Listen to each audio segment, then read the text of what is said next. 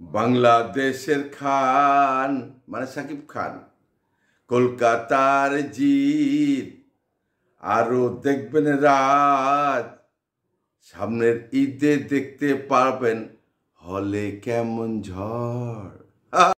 প্রিয় ভাই বোন, আসসালামু আলাইকুম। আজকে একটা চমক দেওয়ার মতো নিউজ আপনাদেরকে দিব। যে ছবি আপনারা দেখেছেন তুফান বাংলাদেশে ফাটাই দিচ্ছে, কিং খান হিরে ছিল শাকিব খান, সেই ছবির ডিরেক্টর রায়হান রাফি ভাই লায়ন ছবি বানাচ্ছে। নায়ক নিচ্ছে কাকে জানেন? কলকাতার জিত আর বাংলাদেশের আমাদের ছোট ভাই রাজ। Good casting. কেন নিয়েছে এটা কেউ বলতে পারবে না, এটা একমাত্র উনিই জানেন, ডিরেক্টর সাহেব রায়হান রাফি। অবশ্যই সে তো অনেক ট্যালেন্ট, একজন ভালো ডিরেক্টর, ভালো মেকার, সেটা প্রমাণ করেছে। এটা তার ব্যক্তিগত ব্যাপার, এই নিয়ে আমাদের আলোচনা না করাই ভালো। আর এরপরে আসুন আমরা কিং খান শাকিব খান, এটাও কিন্তু ফেলে দেওয়ার ব্যাপার না। কিন্তু কিং খান বাংলাদেশের দুইটা ছবিতে প্রমাণ করেছে, প্রিয়তমা এবং তুফান দিয়ে, যে বাংলাদেশের যারা হলে ছবি দেখে, দর্শক প্রেমিক যারা আছে, সবার মন জয় করেছে, এবং সাকিবিয়ান যারা আছে তাদের মন জয় করেছে। সো এবার কিন্তু মারাত্মক কম্পিটিশন হবে।